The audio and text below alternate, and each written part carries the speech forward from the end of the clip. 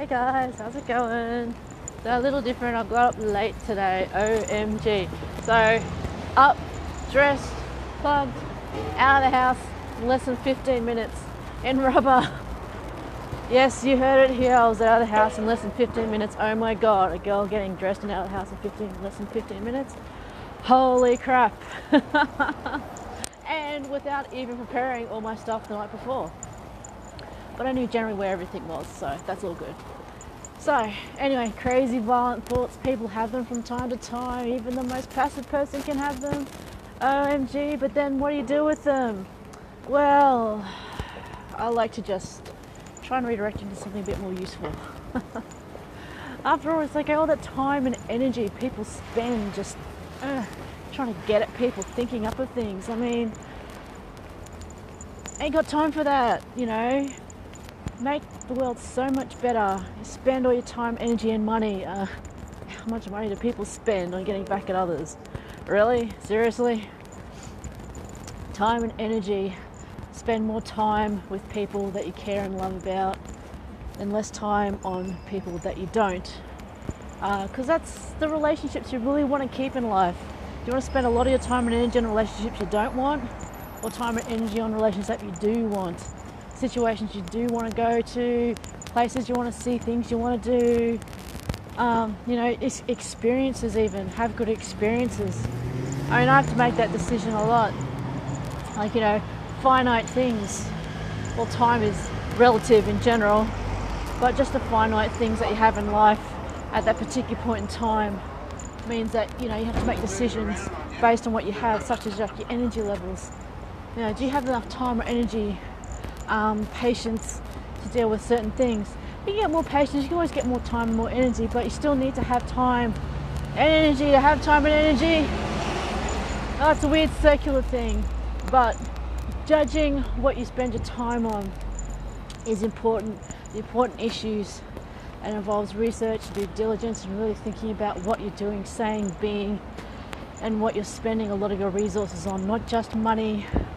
Whenever I have discussions with people, it's really funny because they always focus on one particular thing.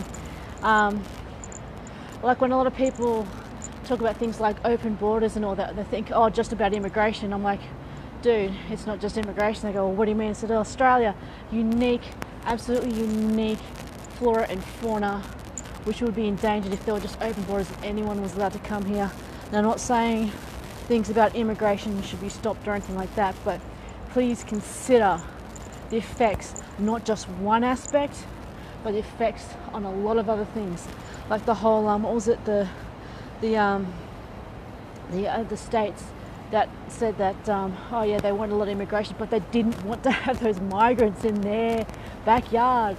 It's a whole not in my backyard thing. And they're going, well, what do you mean? I said, well, taking Australia for example, there's a lot of people in government who actually, when you look through their resume and through their background, they say, oh, we're for the working class, the poor people. They did not come from the working class, from the poor people. They do not, quite a few people don't even live in their electorate. There's quite a few people that don't live in the electorate. So I'm going, well, why am I going to vote for you to represent me when you don't live anywhere near me, if you do, you have a token house and you don't spend any time being around the people you're supposed to be representing? You know, what the hell is it with that?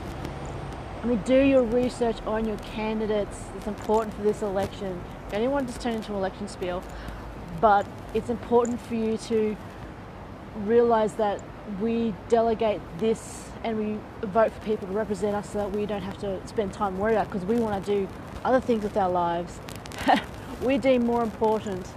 So it's a decision, it's an important decision to make.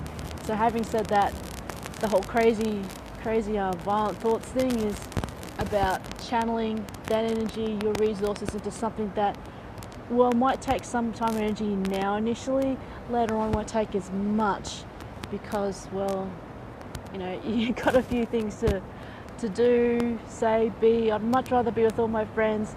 G'day Matt, how's it going?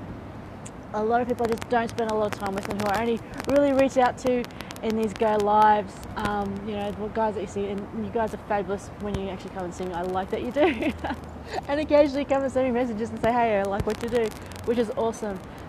Remember, you know, you have these crazy violent thoughts, try and just sort of work through it a bit, and those situations that bring them about, like think about why you get like that. What effect does it have, not only on you but the people around you? Like, have you had people say, look dude, we've been over this, what are you doing, get on with your life? You know, it's not just one thing, it's another, and if things keep coming back and back, you know, you've got to think about what are you doing.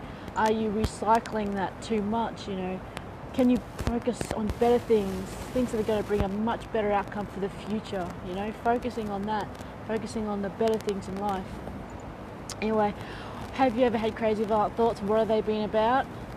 How has it, you know, made you crazy violent? Why has it made you crazy violent? And what have you done to just level it out and go, you know what, sometimes it's just a matter of going, you know what, now that I think about it, that doesn't really matter anymore. That's not where I want to be, that's not who I am, and just moving on. It might keep coming up again and again. I'm not saying once you've made that decision, it's just going to stop. The decision you're going to have to make again and again when those come up, because it can be a habit. As I've said before, a lot of these things can be habits, and you can just sort of get that habitual reaction thing. So crazy violent thoughts, yeah, they're there. Everyone has had them or will have them, and it's just a matter of knowing how to deal with them. Okay, anyways, gotta love you guys. Crazy week because all the public holidays, but I'll catch you later. Okay, bye.